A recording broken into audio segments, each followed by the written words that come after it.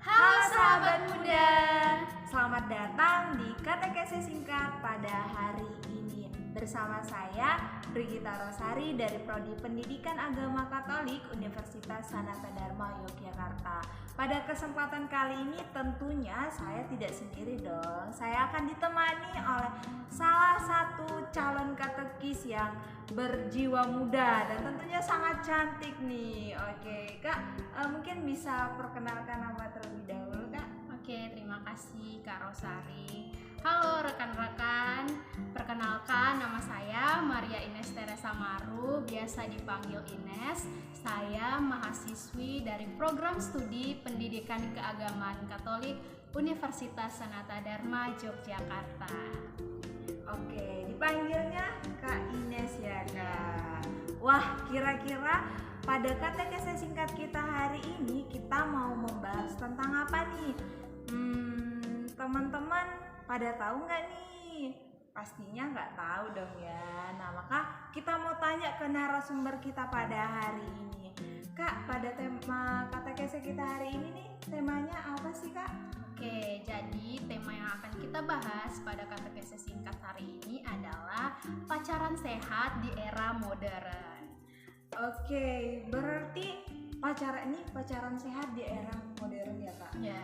Berarti nih teman-teman yang jomblo gimana nih, Kak? Ini boleh mendengarkan Kak? Apa tidak boleh mendengarkan nih, Kak? Jangan salah ya. Jadi katekese ini bukan hanya ditujukan bagi orang-orang yang berpacaran saja, tetapi bagi kalian yang masih jomblo atau yang belum berpacaran sampai saat ini tentunya sangat boleh mendengarkan. Karena kenapa? Karena katekese ini akan mengedukasi kita bersama tentang bagaimana sih pacaran yang sehat di era modern seperti sekarang ini, khususnya dalam pandangan Gereja Katolik dalam kitab suci itu sendiri.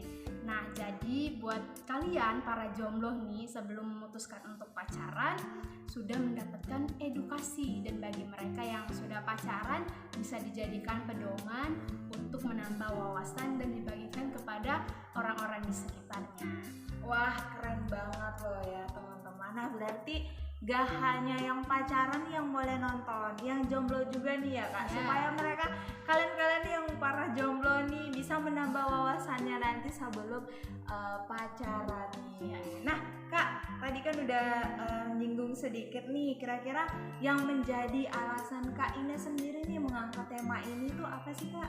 Oke, jadi alasan tema ini sendiri diangkat karena menurut saya ini tuh sangat penting ya untuk mengedukasi kita bersama, khususnya bagi remaja, orang muda dan orang dewasa sekalipun, tentang bagaimana pacaran yang sehat. Dimana kita tahu kan bahwa di era modern sekarang ini dengan perkembangan teknologi yang cukup pesat membuat gaya pacaran itu berubah ya, menjadi semakin dengan tanda kutip ya, banyak sekali kita temukan sekarang itu konten-konten digital yang berbau negatif atau adanya konten porno. Terus di zaman sekarang itu banyak sekali orang-orang yang memamerkan kemesraannya di dunia sosial gitu, Kak. Wah, berarti ini benar banget ya, Kak. Terkadang meskipun ada larangan-larangan yang tetapi kita itu tidak bisa membatasi setiap orang gitu, untuk melakukan hal-hal apapun yang kita mau, dan setiap orang tentunya memiliki hak asasi untuk berbuat sesuai dengan apa yang mereka inginkan ini. Tetapi dengan adanya konten yang positif ini setidaknya dapat membantu teman-teman nih yang berjiwa muda di luar sana agar dapat memahami makna pacaran nih, supaya nanti pacarannya ini nggak negatif terus nih, tapi positif nih ke depannya ini seperti apa. Nah, oke, kita langsung masuk aja nih kepada intinya katekese kita pada hari ini. Nah, menurut aku ya, Kak, kita perlu tahu nih sebenarnya dalam kitab suci Gereja Katolik ini ada nggak sih, Kak, yang membahas tentang pacaran? Oke, jadi teman-teman, dalam Alkitab itu sendiri sebenarnya tidak ada secara khusus yang menyebutkan mengenai kata pacaran, tetapi kata pacaran itu selalu dihubungkan dengan persahabatan atau dengan karena hubungan lawan jenis itu pasti ada rasa suka, rasa ketertarikan, saling mengasihi, dan rasa-rasa lainnya yang membuat mereka memutuskan untuk menjalin hubungan pacaran.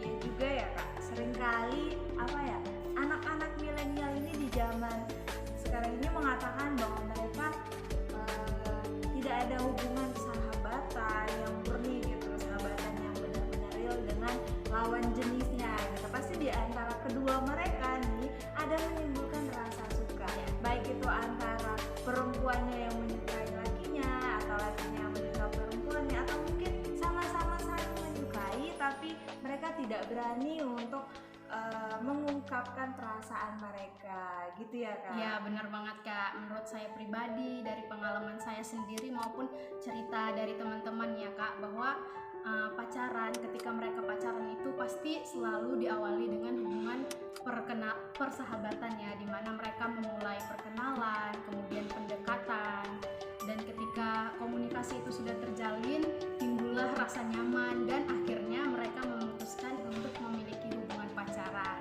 Pada akhirnya kak, dalam hubungan pacaran ini terjadilah komunikasi yang lebih dekat, saling berbagi cerita satu sama lain, saling mengasihi kepada orang yang mereka cintai. Nah inilah yang disebut dengan pacaran itu sendiri. Nah menurut kakak sendiri, pacaran itu harus menikah nggak sih kak? Kalau menurut aku ya kak, pacaran itu tergantung jodoh sih kak, tergantung jodoh. Ketika kita memutuskan untuk aku mau menikah sama kamu gitu, tapi ujung-ujungnya nggak jodoh gitu. Tapi kalau misalnya kita membangun komitmen ya otomatis di dalam hubungan ya kita berharap bahwa hubungan itu bisa sampai ke pernikahan gitu kak. Itu sih kak kalau dari aku. Ya teman-teman, pasti kita semua itu membangun hubungan pacaran atau menjalin hubungan pacaran itu selalu ada niatnya untuk ke jenjang yang lebih serius atau ke pernikahan. Jadi teman-teman, pacaran sehat itu didasari oleh kasih yang tulus dan kebutuhan untuk menemukan pasangan hidup, di mana keduanya berusaha untuk saling mengenal satu sama lain dan mengembangkan rasa cinta. Nah teman-teman, jadi dalam surat Santo Paulus yang pertama kepada jemaatnya di Korintus bab 13 ayat 4 sampai 7 menyebutkan mengenai makna kasih. Jadi kasih itu sabar, kasih itu murah hati, tidak cemburu, tidak memegahkan diri, tidak sombong, dan lain-lainnya ya. Pernah kan pasti kalian mendengar ayat tersebut. Nah berdasarkan ayat ini, jika kita renungkan bahwa inilah kasih yang Yesus ingin tekankan kepada kita, dimana jika kita menghidupi kasih ini pasti dalam hubungan pacaran itu bisa langgeng, dimana ketika ada rasa sabar yang terkontrol, tidak sombong, saya yakin pasti hubungan pacaran ini akan langgeng dan bisa menuju ke tahap yang lebih serius. Kemudian jika kita mengenakan kasih ini, masing-masing orang bisa merenungkan arti atau makna kasih ini, saya yakin mereka bisa menjadi pribadi yang lebih dewasa. Kemudian teman-teman, jika berbicara tentang apa sih yang boleh dan tidak boleh dalam pacaran itu, kita bisa melihat dalam surat 1 Tesalonika bab 4 ayat 7 dikatakan bahwa Allah memanggil kita untuk melakukan apa yang baik, bukan apa yang cemar. Nah, dalam pacaran ini kan pasti namanya kita manusia ya, ada timbul hawa nafsu. Terkadang ya, karena era modern zaman sekarang tuh orang berlomba-lomba untuk memamerkan kemesraan mereka. Maka hendaknya sebagai manusia yang berakal budi, kita dapat belajar untuk bisa dan mampu membedakan mana hal yang baik dan mana hal yang buruk, seperti itu.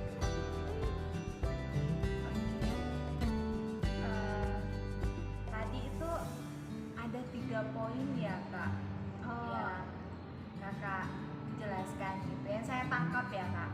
Tadi poin yang pertama yaitu ya belajar untuk mencintai pada pasangan itu di dalam hubungan. membedakan hak dan kewajiban. Lalu poin yang ketiga, belajar menjadi realistis gitu ya. Nah, itu dari ketiga poin itu Kak, bisa nggak sih Kakak ngejelaskan seperti apa Kak? Oke, poin yang pertama, belajar mencintai. Yang dimaksud mencintai di sini adalah cinta yang menerima sedikit demi sedikit, bukan karena nafsu yang seperti tadi saya bilang, tetapi di mana kita menerima pasangan kita sedikit demi sedikit, dan cinta itu ditumbuh kembangkan menjadi cinta yang tak bersyarat seperti Tuhan Yesus yang mencintai kita bahkan sampai wafatnya di kayu salib. Nah, cinta itu dapat diwujudkan dengan saling menghargai, menghormati, melindungi ya, bukan malah merusak, dan tentunya dapat menerima kekurangan pasangan kita. Dan yang kedua nih, belajar untuk membedakan hak dan kewajiban. Artinya bukan karena dia pasanganmu, artinya dia itu milikmu dan kamu bisa berlaku sesuka hatimu. Kan sekarang seperti itu ya teman-teman, dimana ketika kamu itu pacarku berarti aku bisa memperlakukan kamu sesuka hatiku. Tetapi bukan seperti itu teman-teman, dimana kita di sini mampu membedakan hak dan kewajiban kita. Hak yang sehat adalah ketika pasangan itu berdiskusi mengenai masa depan, membuat kesepakatan dalam berkomitmen dan berkewajiban untuk saling menjaga, saling setia, jujur dan terbuka, dimana dengan mengenakan kasih yang telah disebutkan di awal tadi. Dan yang ketiga, belajar menjadi realistis. Artinya bahwa tidak semua hubungan itu manis-manis saja, ada suka-sukanya saja, romantis, seperti mungkin selalu pergi nonton ke bioskop sama pasangan, pokoknya selalu yang happy-happy aja.